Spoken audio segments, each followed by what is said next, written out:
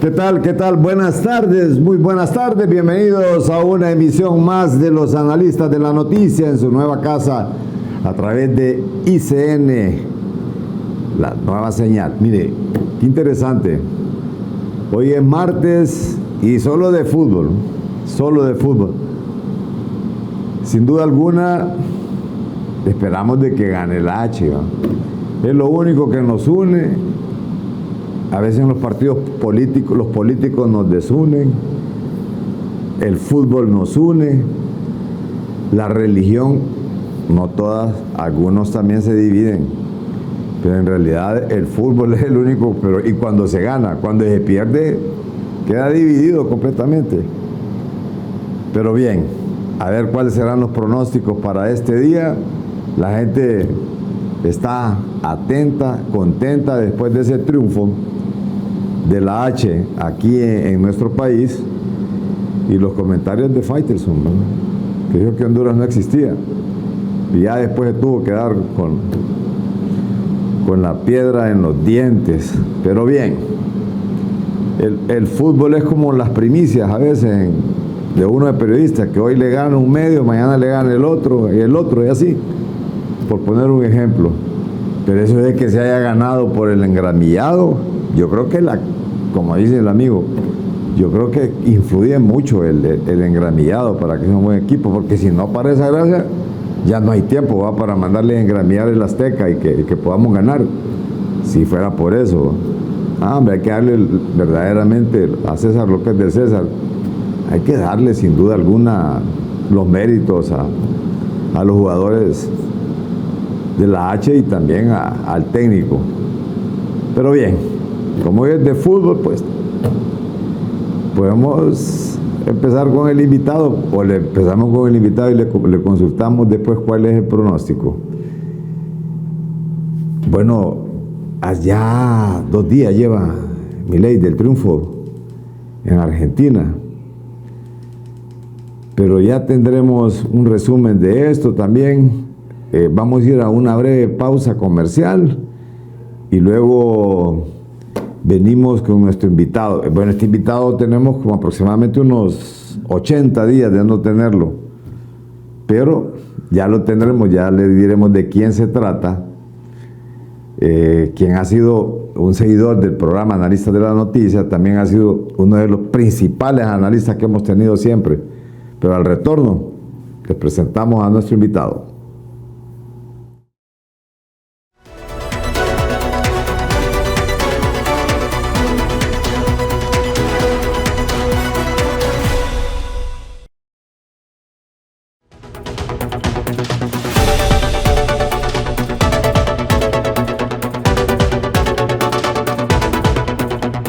Después de esta breve pausa comercial, ya estamos con nuestro invitado, el ingeniero Luis Zelaya.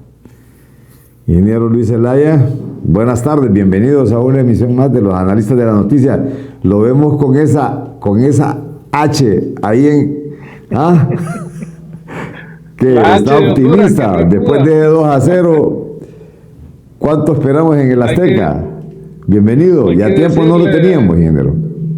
Gracias, Carlos, un gusto saludarle en su nueva casa, en ICN. Le deseo lo mejor siempre y que mantenga esa postura beligerante y crítica como debe ser en el periodismo. Así que lo felicito y gracias. Primera vez que estoy en este nuevo espacio y espero que no sea la última.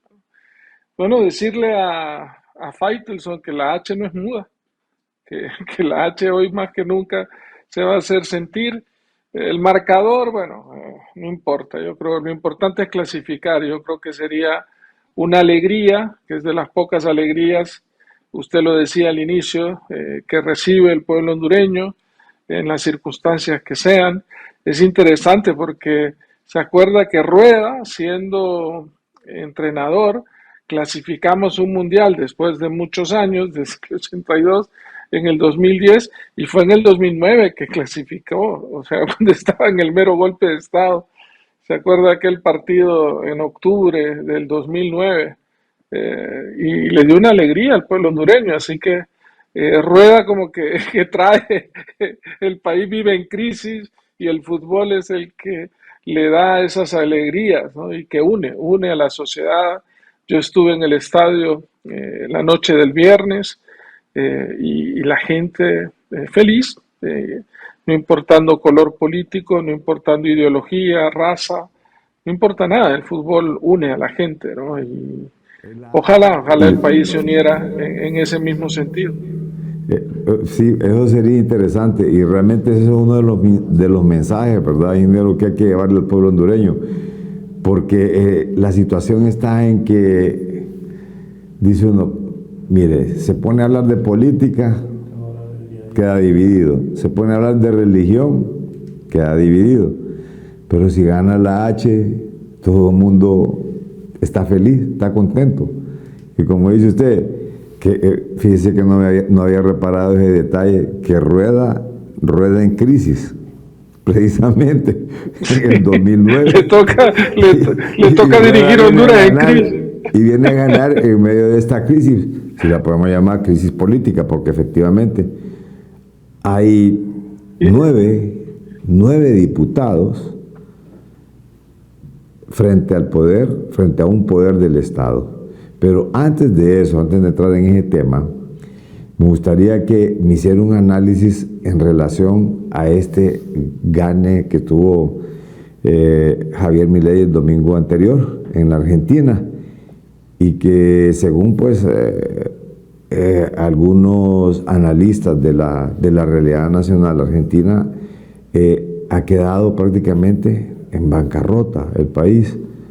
Si miramos brevemente lo que Javier Milei dijo en su momento, bueno, tras ganar las elecciones, y luego entramos con ingeniero con lo... Presidente Macri y a la señora Bullrich, que desinteresadamente, en un acto de grandeza como no se ha visto nunca en la historia argentina, pusieron el cuerpo para defender el cambio que la Argentina necesita. Quiero decirle a todos los argentinos que hoy comienza el fin de la decadencia argentina. Hoy se termina el modelo empobrecedor del Estado omnipresente, que solo beneficia a algunos mientras la mayoría de los argentinos sufren. Hoy se termina la idea de que el Estado es un botín a repartirse entre los políticos y sus amigos. Hoy se termina esa visión de que los victimarios son las víctimas y las víctimas los victimarios. Hoy retomamos el camino que hizo grande este país. Hoy volvemos a abrazar las ideas, la libertad, las ideas de Alberdi. Comienza la... Bien, así brevemente. Aunque también ha encontrado una Argentina que, dicen algunos, bueno, ahora ya es responsabilidad de Milei. Ya no es de, eso lo ha dicho el propio Massa. Pero sí es cierto, es responsabilidad de él, pero hay que ver cómo le queda a Argentina. Pero ¿cuáles son sus consideraciones al respecto, ingeniero? Bueno, es interesante lo que ha generado Milei en esa campaña en Argentina y nos debe llamar a muchos aspectos de reflexión, ¿no? Y los puedo enumerar, ¿no? En primer lugar, representa el hartazgo de la clase política en las sociedades, ¿no? Y Honduras no es ajeno a ello, ¿no? El discurso de la no corrupción, de que los políticos han venido a servirse del pueblo, o sea, en Argentina, en Honduras, donde sea, el cansancio de la gente ante las promesas incumplidas de quienes gobiernan, los abusos de poder, el nepotismo, todo alrededor de estas esferas de poder que llevan al hartazgo de la sociedad. Entonces, ese es un reflejo de lo que está pasando en Argentina y en todas partes del mundo, y Honduras no es la excepción. Otro aspecto a resaltar también en este tema de Milei es, yo personalmente no comulgo con muchas de las posturas radicales que él tiene, sinceramente espero, pero no es mi país, pero espero que el propio Milei haya creado este personaje y que sea un personaje que él creó y que es el que vimos en medios de comunicación despotricando contra medio mundo, con ese lenguaje fuerte, y que solo sea un personaje, y que detrás del personaje exista un académico, como lo es, que exista una persona racional, seria, que va a enfrentar un país en crisis y que va a salir adelante, porque lo que queremos en las sociedades y en todos los países es que salgan adelante.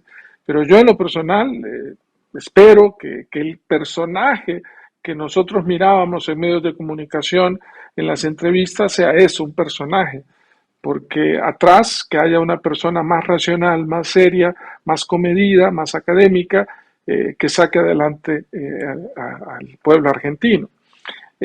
No le va a ser fácil porque en la elección no tiene el control del Senado, no tiene el control del Congreso ni de la mayoría de las provincias de Argentina. En ese caso, pues muchas de esas propuestas radicales que tiene Milei no le van a ser tan fáciles de implementar porque va a tener a una oposición férrea, un Congreso en contra, un Senado en contra, y ahí, bueno, el mismo que pasa en Honduras, ¿no? El Ejecutivo no tiene control del legislativo y de ahí vienen los problemas y los conflictos y las confrontaciones. Entonces, para mí le va a ser fácil todas esas promesas de campaña con medidas radicales que va a tener que ser aprobadas por el Congreso y que claramente el Congreso va a estar en manos de la oposición. Va a tener que negociar muchas cosas, va a tener que comedirse en muchas cosas y ciertamente no le va a ser fácil, así que va a haber que esperar cómo sucede en este marco de negociaciones para poder gobernar. Otro aspecto a resaltar es la democracia, ¿no? Porque muchos voces se alzaban de que iba a haber fraude, que la izquierda no iba a aceptar los resultados y que iba a haber manipulación. Por eso la importancia de fortalecer las instituciones electorales. Y eso creo que es un ejemplo que ha dado Argentina. Honduras, lamentablemente, en sus últimos 3 procesos electorales ha habido un manto de duda. Esa es la verdad. Y en el 2017, no solo una duda, en la Corte Federal del Distrito Sur de Nueva York se establece que hubo un fraude, y yo creo que hubo un fraude, que quien ganó fue Nasrallah y le robaron las elecciones. Se cae el sistema. Para nosotros es casi normal que en un domingo de elecciones los sistemas se caigan. En Argentina, a las 2 horas ya habían resultados oficiales con el 90 y tanto % escrutado. Y inmediatamente el candidato perdedor viene y reconoce, porque no hay duda en el proceso electoral. Aquí sabemos que desde las internas son manipuladas, las generales se caen los sistemas. Ojalá que eso no suceda más en la historia democrática de nuestro país y los resultados se den con la limpieza que debe ser para que quienes pierdan los reconozcan de forma correcta para que la democracia se fortalezca. Y en ese sentido creo que Argentina nos ha dado una lección a todos aquí en Latinoamérica y particularmente a Honduras. Y por último también decir que la gente, el discurso no es un tema ideológico, ¿no? Eso izquierda, zurdos de mierda, como era la retórica que se dio, vea qué interesante. En la primera vuelta, Milei no ganó con ese discurso. Lo tuvo que moderar, ¿okay? Lo tuvo que apaciguar e hizo acuerdos con la derecha de Macri, a quien él mismo criticaba e insultaba, porque él se llevaba a todo el mundo de encuentro de la clase política, pero lo tuvo que hacer para lograr en una segunda vuelta esta victoria contundente como la logró.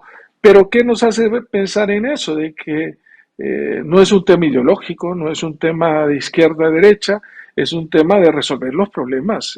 Los países, las sociedades quieren que se les resuelvan sus problemas. Y Argentina tiene inflación de un 300%, o sea, la situación económica es complicada y eso, pues la gente lo ve y urge de un cambio y lo manifiesta electoralmente. Por otro lado, sí, que aquellos que manejan el poder sea quien sea, de izquierda o derecha, en este momento tenemos un gobierno de izquierda, entienda que si no resuelve los problemas, si la gente no ve la capacidad de gestión, si la gente no ve que es un gobierno que esté en favor de las mayorías y lo siente en el bolsillo, en el día a día, cuando va a comprar a la pulpería, cuando va y pone gasolina a su vehículo, etcétera, se lo va a ver reflejado en un proceso electoral, porque la gente quiere un cambio, ¿no? Y se harta de una clase política que no ha cumplido con con esas promesas y ese discurso que utilizó Milei, pues lleva a eso, ¿no? Y si él no cumple, pues él va a ser víctima también de sus propias promesas, ¿no? Entonces, es interesante el escenario, tampoco es que se va a replicar de manera directa en Honduras, porque todo el mundo dice, bueno, allá está, entonces los conservadores, el Partido Nacional y todos los que andan en contra con ese discurso de zurdos de M, lo quieren replicar, pero vamos, Milei ganó en segunda vuelta. En Honduras no hay segunda vuelta, ni va a haber segunda vuelta, porque no se van a aprobar reformas electorales. Yo he sido un abanderado de reformas electorales donde se incluya una segunda vuelta, pero eso no va a pasar en el país, lamentablemente, ¿no? Tenemos que fortalecer la democracia y para eso la segunda vuelta es parte del fortalecimiento democrático, pero eso no se va a dar. Entonces, Milei no ganó en primera vuelta, ganó en segunda vuelta. En Honduras no hay segunda vuelta, no va a haber para el proceso electoral del 2025 segunda vuelta, así que las alianzas tendrán que hacerse desde antes, ¿no? Va a haber un bloque aliado al gobierno, oficialista, y otro bloque aliado al Partido Nacional, con lo que corresponde, qué va a pasar con el Partido Nacional, con todos estos actos de corrupción que están saliendo a la luz y con el tema del juicio de Ho en Nueva York, así que no va a ser fácil. Y ese escenario de Argentina no necesariamente, por esas circunstancias directas que le menciono, no se va a replicar como muchos piensan, ¿no? Las condiciones son totalmente diferentes. Es más, hasta geográficamente somos distintos, o sea, con una idiosincrasia completamente diferente. No, o sea, un nivel educativo más alto. Argentina tiene un nivel educativo más alto. O sea, la penetración de las redes sociales, de los medios de comunicación, es más alto que en nuestro país. Es distinto, ¿no? Es distinto. Y sobre todo, reitero, el tema de las reformas electorales, ¿no? O sea, aquí no hay representatividad, la ciudadanización de las mesas nunca fue ni será una realidad, y sobre todo el tema de la segunda vuelta. Entonces, quienes cuentan los votos, y aquí, como dicen, ¿no? O sea, y yo lo he vivido, el tema no es que saquen más votos, es que controle las mesas porque es el que cuenta los votos lo que vale, ¿no? Entonces, mientras tengamos esa debilidad en nuestros sistemas electorales, pues difícilmente va a haber un cambio en nuestra democracia. Sin duda alguna, esto de Javier Milei encuentra a Argentina completamente en bancarrota. Y esto sí, precisamente es lo que es el primer enfrentamiento. Contra eso tienen que pelear. Y algo bien interesante, fíjese, que usted ha planteado, que ese personaje así tan disruptivo, muchas veces utilizando un vocabulario hasta soez para dirigirse a la oposición, y ha salido triunfador. ¿Cree que solamente se creó ese tipo de personaje para ganar el proceso electoral? Y como se lo ha señalado usted, él es un académico de primera, que solamente le ha servido ese ropaje para ganar y atraer. Pero ¿eso qué significa? Que hay un gran descontento también, ingeniero. Y que a la Totalmente gente, de acuerdo, como quien dice... Y sobre todo la gente joven, ¿no? La gente joven que se deja llevar por el discurso, ¿no? O sea, si lo que él creó fue un personaje para obtener ese electorado, es un tema estrictamente estratégico electoral, pues qué bien, bienvenido, lo logró, porque el mensaje pegó, particularmente en la juventud. Pero si no es así, pues yo sí tengo mis dudas, ¿no? O sea, Pero insisto, espero que sea un personaje, ese ropaje que atrajo a los jóvenes particularmente con ese voto de castigo, con ese voto en contra del status quo, pero que realmente detrás de ese personaje existe el académico que entiendo que es muy preparado y que espero que gobierne para el bien de Argentina. O sea, esto no es de derechas e izquierdas, o sea, muchos se vanagloриan cuando gana Ecuador, que ganó un muchacho joven de 35 años, de derecha. Ojalá que lo haga bien, ojalá que no sea corrupto, ojalá que lleve a Ecuador por mejores estadios de desarrollo. Es lo que todos queremos en cada uno de nuestros países, ¿no? Y no es un tema de edades, porque algunos pueden ser jóvenes, otros no tan jóvenes, pero hacer las cosas bien. Yo creo que ante eso es indispensable esa institucionalidad fuerte de los países, que se respete la democracia, que se respete el voto, y que los que tienen esa responsabilidad y tienen la bendición de poder dirigir sus países lo hagan de la mejor manera. Y que luego él cambió completamente el discurso. Con eso nos vamos a la segunda pausa comercial. Vamos a ver si corre video, Quique, con lo que ha señalado también el ingeniero Luis Zelaya, con ese disruptivo discurso, y que posteriormente lo cambia, Milei. O sea, cambia ese discurso y atrae ya en una segunda vuelta, atrae a esa parte de la oposición, incluso hacia él mismo, y logra ese triunfo. Sí, zurdos hijos de puta, tiemblen. La libertad avanza. ¡Viva la libertad, carajo! ¡Vamos! Sí, zurdos hijos de puta, tiemblen. La libertad avanza. ¡Viva la libertad, carajo! ¡Vamos! Bien,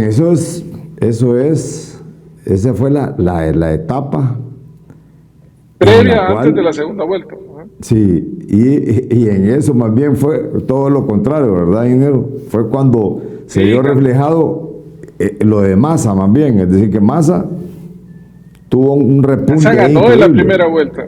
Exacto. Si las elecciones fueran como en Honduras, hubiera ganado la izquierda, porque no hay segunda vuelta. Así como ganó en primera vuelta Massa, o sea, pero ya en una segunda vuelta se reconfiguran las fuerzas, se redefine una nueva estrategia con un nuevo discurso, porque eso de corruptos de M, que también decía, incluía a Macri. Y bueno, se lo tuvo que modificarse, tuvo que modificarse y llegar a eso. Pero en Honduras, reitero, no hay segunda vuelta. Así es. No hay esa reconfiguración de fuerza. Y tampoco es que se está extrapolando el concepto, reitero el término, porque no tiene nada que ver con la realidad nuestra. Pero póngase una realidad que va a enfrentar Milei. Él va a tener que negociar en el Congreso muchas de sus propuestas radicales. ¿Con quiénes? Con los zurdos de M. Con los zurdos. Y entonces, ahí es donde no le va a ser fácil, porque él los insultó, les dijo son una bola de M, corruptos de M, o sea, pero ¿y sí, qué va a hacer? Pero negociar con ellos. También de coincidencia de lo que ha ocurrido aquí, nada más que a la inversa, para venir a insultar a otros diputados en el Congreso Nacional. Ahí lo vamos a ver al retorno, porque son nueve diputados en los cuales prácticamente dependen muchas decisiones de país y que está en manos de ellos un poder del Estado. Al retorno.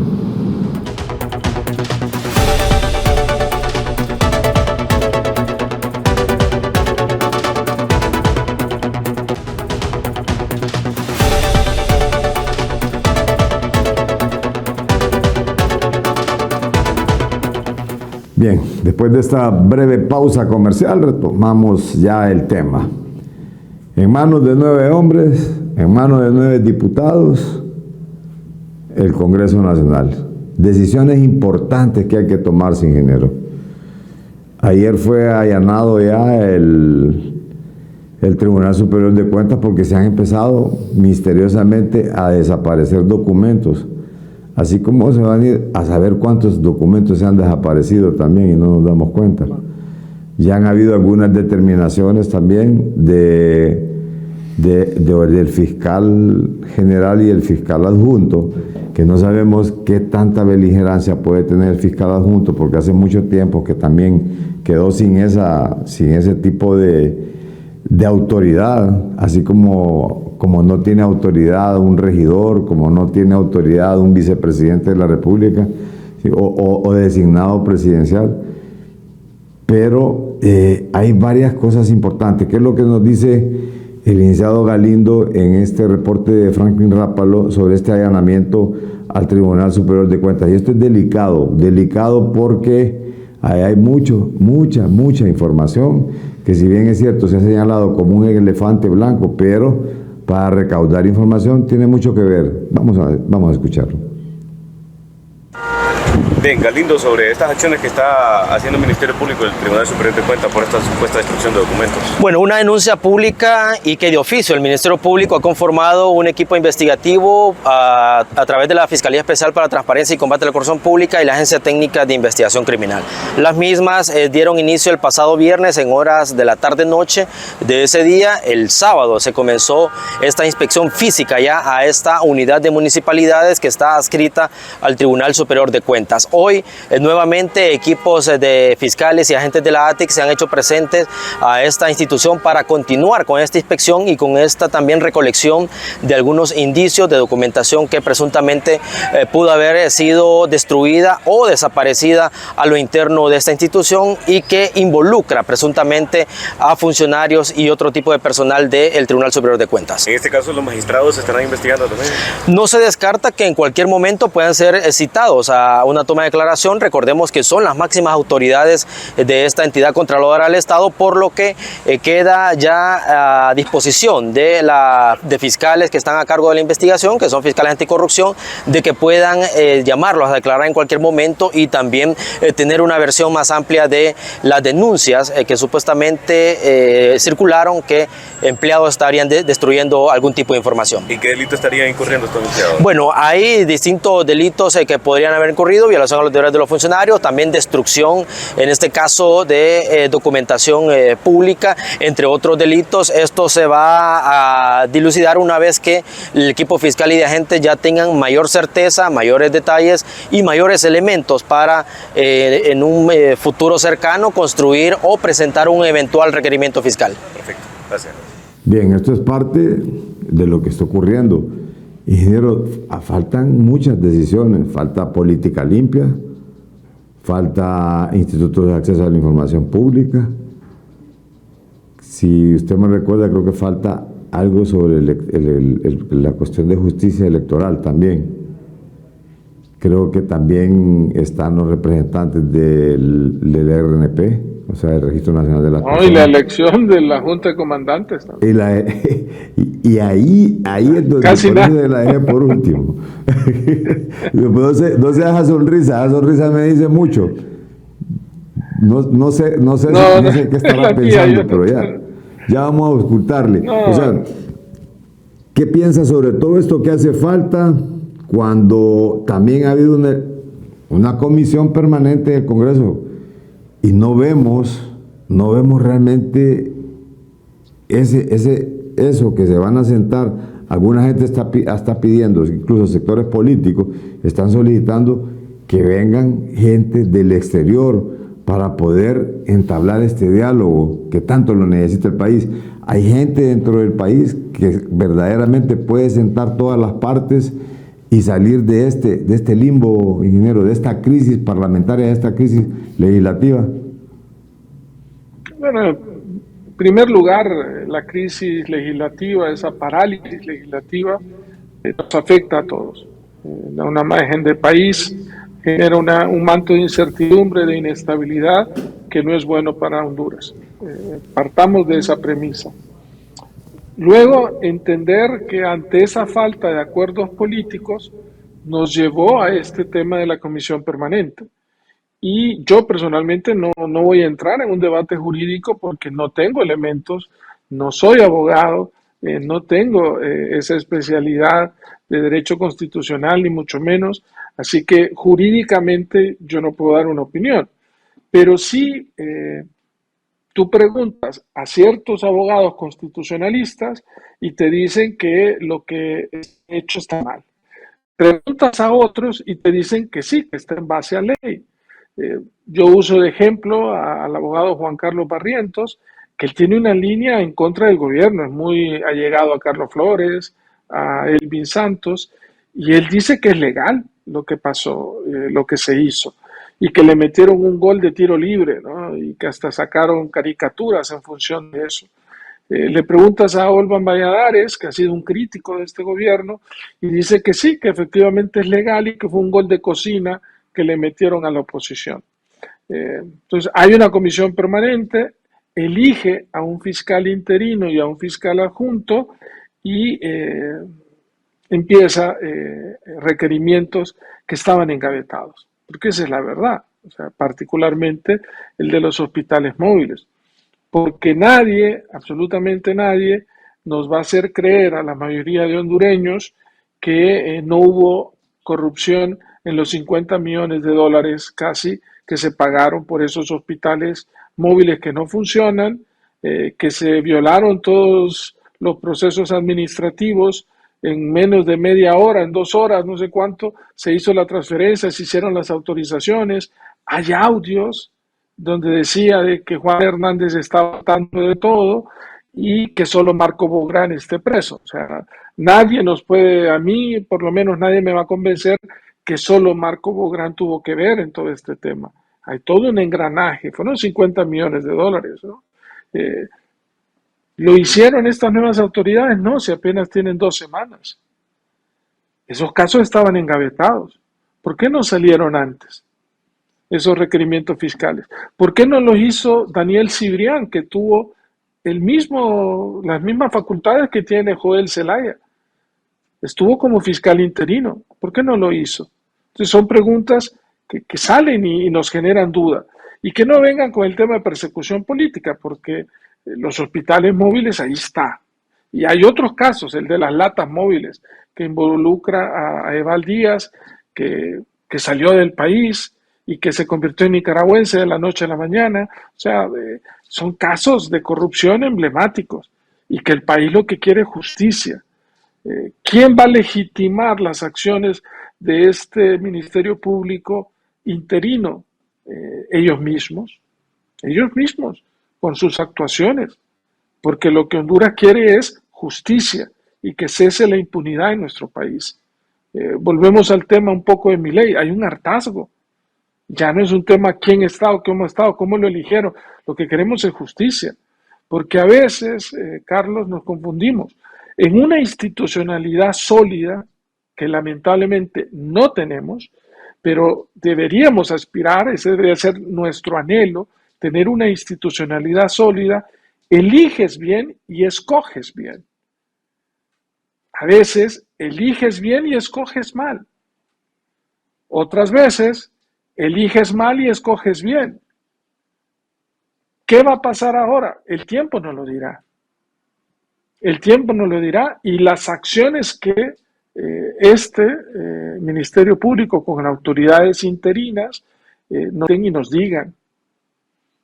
El día de ayer, Gabriela Castellanos, no sé si a título personal o como el CNA, presentó un recurso de amparo ante la Sala de lo Constitucional para la elección del fiscal Joel Zelaya y Morazán, creo que es el fiscal adjunto, pero vamos, o sea, cuando se dio la reelección ilegal de Juan Hernández, nosotros promovimos, yo fui parte de promover amparos ante la Corte Suprema de Justicia por la ilegalidad de la reelección, porque nuestra Constitución es clara, no hay reelección, el periodo son 4 años y no hay reelección.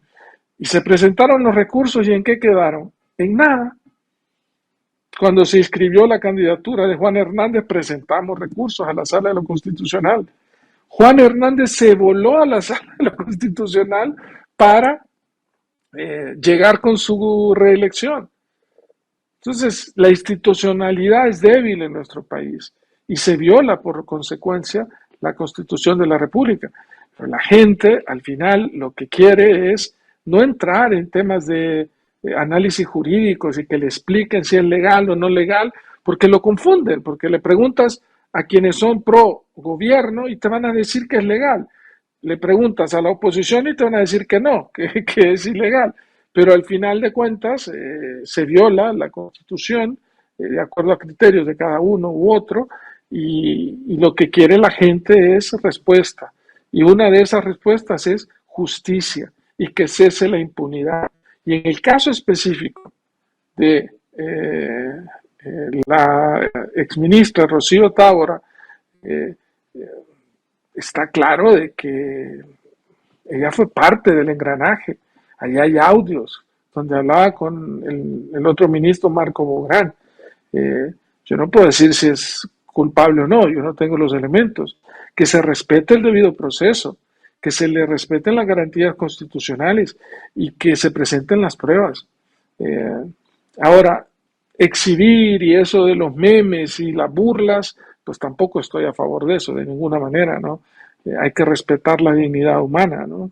Y en ese sentido, pues respetar la de ella, la de la ministra Tábora, pero que tiene que rendir cuentas ante la justicia por ese caso específico, los 50 millones de los hospitales móviles, vamos, yo creo que eso es lo que todos esperamos como ciudadanos, ¿no? Y precisamente ya tenemos esas declaraciones que usted hace alusión de la abogada Gabriela Castellano, directora del CNA, que lo dice que a título como ciudadana y como directora también ha hecho este tipo ha presentado esta denuncia en la Corte Suprema de Justicia, precisamente contentivo a la elección interina del fiscal general y del fiscal adjunto. Vamos a escucharla de inmediato.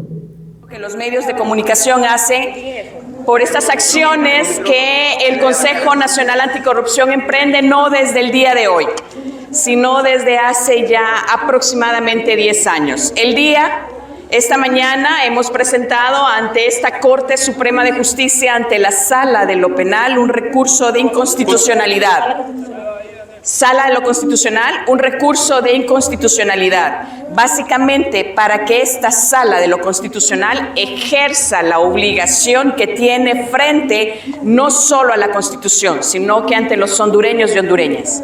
Hoy hemos visto cómo el Congreso Nacional desnaturaliza, pero no solo eso, sino que hemos visto cómo quebranta la ley, la Constitución de la República. Hoy tenemos una comisión permanente, aparentemente con mayores facultades de las que tiene el Congreso Nacional. Hemos estado esperando por varios meses de que el Congreso Nacional elija al fiscal general y al fiscal general adjunto, y eso no ha pasado. Y como no hay pesos y sobrepesos en ese poder legislativo, entonces unos pocos diputados y diputadas se dan a la tarea de crear esta comisión permanente, que no es el problema, sino que ellos están arrogándose facultades que solamente al Congreso Nacional les competen.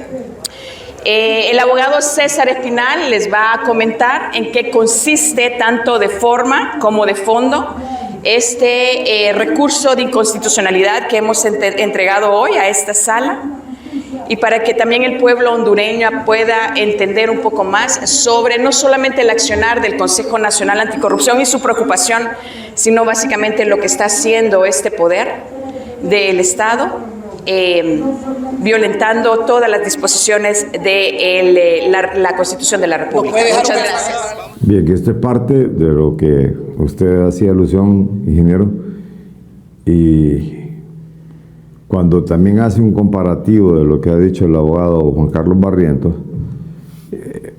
realmente ahí es donde hay y la posición que han asumido los diputados en el Congreso Nacional, que creo que son más de 70, ahí es donde comienzan las fricciones y comienzan los choques y comienza la diversidad de opiniones jurídicas y de todo tipo, diferente análisis que se hace, y eso es lo que tiene empantanado realmente, ¿Qué hacer frente a esta situación, ingeniero? Yo sí creo en el diálogo, Carlos. O sea, reitero, usted puede invitar a dos juristas y uno le va a dar una opinión y el otro y va a seguir empantanado el problema. El problema no es jurídico. O sea, y respetar la Constitución, reitero, se hizo una reelección ilegal. Y muchos medios de comunicación, con el respeto que se deben los periodistas independientes y beligerantes como usted, donde yo lo incluyo, pero muchos medios de comunicación de los mayores conglomerados y fuertes callaron y dijeron que era legal. O sea, y se presentaron recursos, igual como el que presentó ayer Gabriela Castellanos, a la Sala de lo Constitucional, y no se hizo absolutamente nada. Y se violó la Constitución, porque la reelección no es permitida, está explícitamente establecida que el periodo es de 4 años y no hay reelección, y aún así se lo volaron. Entonces, diálogo sí creo que es la solución, pero un diálogo con voluntad política, y eso es lo que no veo en este momento. Porque diálogo, yo mismo, o sea, fui precursor de un diálogo con las Naciones Unidas, con Salvador Narrala, en el 2018, luego del fraude, porque había gente en las calles, hubo muertos, hubo represión. Y ahí estábamos y la gente nos gaseaba y había que parar esa violencia porque no convenía para el país. Escribí, siendo presidente del Partido Liberal, una nota al secretario Antonio Guterres de las Naciones Unidas para establecer un diálogo. Convencí a Salvador Narrala para que me acompañara en ese esfuerzo para crear este diálogo, para que cesara la violencia que había luego de la toma de posesión ilegal de Juan Hernández. Y se logró, se apaciguó en los ánimos. De fuera, fuimos a una mesa. Realmente se puede encontrar. Pero no pasó nada. Solo me da para una pausa y me responde al regreso.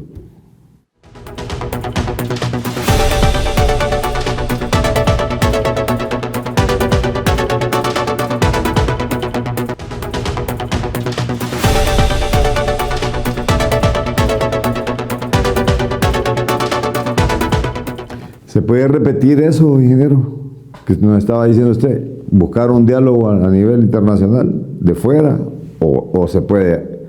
Porque aquí vemos estancado, como dice usted, pongo a un político aquí, pongo un político acá, no se ponen de acuerdo. Pongo a un togado aquí, a un profesional de derecho y otro aquí, y tampoco se ponen de acuerdo. Sí, pero se puede repetir, sí. Pero que lleguemos a los mismos resultados de antes es lo más probable. Porque anteriormente, cuando se dio el diálogo político con las Naciones Unidas, nunca hubo voluntad del gobierno. Juan Hernández mandaba al delincuente de Valdías, iba otros representantes del Partido Nacional, muchos han huido del país, y era para demorar, o sea, no había voluntad política. Y en este caso, mientras no exista voluntad política de las dos partes, llámese gobierno, llámese la oposición, podrán haber los testigos que quieran, podrán haber los actores que quieran, de internacionales, sea la OEA, la ONU, quien quieran, parte de la voluntad política. Creo que el diálogo, insisto, es la solución, es la más racional, pero hoy, como veo, de las partes tan distanciadas, tan antagónicas las posturas de uno y otro lado, veo difícil ese diálogo independientemente de que exista mediación internacional. A la gente sobre esa evaluación que se le ha hecho al Congreso Nacional también y sobre algunas medidas que se han tomado. Tenemos a Isabel Monzón. Pero necesita ese dinero, lo necesita para escuelas, para centros de salud, que no hay medicinas. La canasta familiar se está volviendo casi inalcanzable para uno. Que sean honestos, que trabajen verdaderamente para lo que el pueblo les eligió, para el pueblo, para el beneficio de esta ciudad. Definitivamente tenemos un Congreso que no está funcionando al 100% como esperamos los ciudadanos y esperamos lo mejor. El país, pues sabemos que está en una crisis muy difícil y solo con el poder de Dios es que estamos avanzando. Y de hecho, pues es lo único que se les puede pedir, que se pongan a la conciencia para tener un mejor diálogo, no estar en conflicto. Es lamentable que tengamos esa encuesta a nivel internacional, que un Congreso de un país que no ha salido al desarrollo, imagínense cómo estamos, totalmente atrasados. Entonces le pedimos como ciudadana y en nombre de todos los hondureños, luchadores, pues que dialoguen, que no peleen. La evaluación personal es que el rendimiento es bien bajo. Les estamos pagando y no están haciendo el trabajo. En este país, ese Congreso, sus logros son muy pocos. No están atendiendo los asuntos, están enfrascados en una situación que no avanza ni están estancados. Honestamente no nos extraña. A nosotros los hondureños ya estamos acostumbrados que, por desgracia, esta gente sea la carita de uno internacionalmente. Lamentablemente, por gente como esta, los hondureños que sí valoramos y estamos en el extranjero, nos ven como lo peor. Pero es porque esta gente se va allá a dar la carita allá y nos deja como lo peor. Pero si el extranjero viniera aquí y fuera a pueblitos como Jojona, Valle de Ángeles, Santa Lucía, o pueblitos que no tengan tan renombre, un caserío, a las montañas, les aseguro que mirarían la verdadera esencia del hondureño. El hondureño se destaca y le pone amor y corazón a lo que hace. No somos esas personas. Esos solo son una bola de insolentes. Definitivamente que ustedes mismos, como diputados, se han bajado a lo más bajo, a nivel mundial. Dejémonos de que Honduras y no extraño nada eso, no solamente en Honduras, en el mundo entero así van. Ustedes desconocen qué cosas, ni ustedes mismos saben qué es lo que está pasando. Yo sí sé qué es lo que está pasando. Señores, busquen a Dios y... Lamentablemente siempre... Bien. ¿Ha escuchado, ingeniero? ¿Opiniones? El pueblo tiene claridad. Hay un desgaste de la clase política y sobre todo del Congreso Nacional que le ha faltado al pueblo, le ha fallado a las expectativas que teníamos como sociedad, porque el pueblo fue inteligente de alguna forma. Eligió el cambio, sacar a Juan Hernández del poder. Yo fui parte de ese proceso, contribuí, puse mi granito de arena porque sigo sosteniendo, como lo pensé hace 2 años, hoy, 2 años después, con todo lo que ha pasado con este nuevo gobierno, sigo creyendo que Juan Hernández tenía que salir del poder. Se logró ese objetivo, pero claramente el gobierno, el pueblo hondureño en la elección pasada, el 2021, estableció el Ejecutivo con la alianza y una división de fuerzas en el Congreso Nacional. Pero hoy esa división de fuerzas, ante la falta de diálogo, ante los intereses particulares de cada uno, algunos reñidos con la ley para protegerse de impunidad, pues ha llevado a la parálisis legislativa, hasta la elección de la propia Junta Directiva. Y la gente lo tiene claro, ahí está en la encuesta que usted ha presentado con las declaraciones, la gente está decepcionada y créame que va a pasar factura electoral en el 2025. Basta ya de tanta mezquindad de la clase política y parar una vez por todas estas. No están viendo los intereses de Honduras, sino que están viendo los intereses partidarios, los intereses particulares, los intereses de grupos y no ven los intereses de país. A todo esto es un llamado a la clase política, evitar esta crisis. No puede ser tampoco que en esto de las democracias, y no ahí está reflejado el caso de Argentina, que no se le dio todo el poder tampoco se le ha dado todo el poder en el Congreso Nacional a un solo partido. Así es que pónganse de acuerdo, señores. Esto es todo. Hay que sentarse a dialogar, hay que sentarse a buscarle salidas al país, pero no a lo que me favorece a mí o a lo que le perjudica a este. No, hay que ver al país como un todo. Hay mucha gente que no quiere al país definitivamente, y ahí es donde uno dice, me equivoqué al darle el voto a este diputado. Me equivoqué darle el voto a esta persona y también se equivocaron los que están dirigiendo el país. Me equivoqué al nombrar este ministro o este viceministro o a nombrar toda la parte del engranaje administrativo. Realmente esto es un llamado para la clase política. No podemos estar en lo mismo. O sea, ya esto hay que pararlo porque todo el mundo sabe cómo empieza una crisis, pero no cómo termina. Y todavía hay cuestiones decisivas de país. Sí, siempre lo repito y no lo voy a dejar de repetir. Si sale bien el gobierno de Xiomara, sale bien Honduras. Y sí, eso claro, y así debe ser. Para todos. Y que ganen mejor. Carlos, ojalá que hayan elecciones también, porque de eso se ha hablado también. Tiene que haber. Se vende miedo, se vende humo. Se vende miedo. Yo estoy en contra de ese miedo que se vende.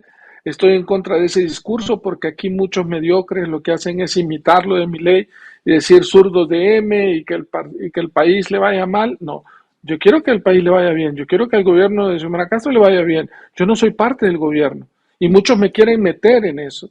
Y muchos periodistas Hermes me levantan mentiras, que mi hija trabaja, mentira, mis hijas trabajan en el sector privado, gracias a Dios tuve el esfuerzo de poderles dar una educación, que trabajan fuera del país y en la parte privada, que no tiene nada que ver con el gobierno.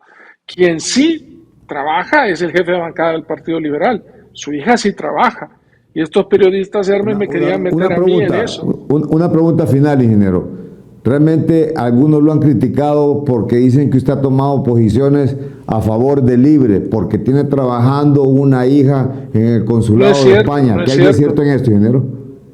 Ninguno, no es cierto. Ni ha trabajado ni va a trabajar. O sea, no, ni yo tampoco. Me han ofrecido posturas, me han ofrecido posiciones en el gobierno, en el servicio exterior y he dicho que no.